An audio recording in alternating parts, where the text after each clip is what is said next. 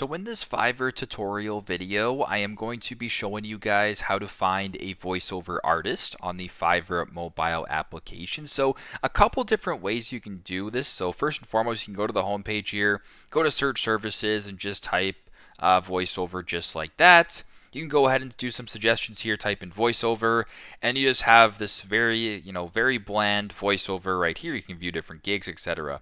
You can also go to the bottom, press on the magnifying glass right here.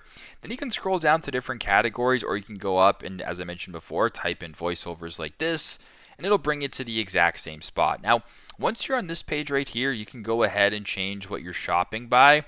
You can also go ahead and select specifically what voiceovers you want. So if you want just voiceover gigs, audiobook production, etc. So I'm going to make sure that just voiceovers is selected. And once you're here, you can press on all just like this to filter for what you're looking for here. But basically, you can just scroll down, see different voiceover artists that are offering their services. Then obviously, you can go ahead and find different gigs here.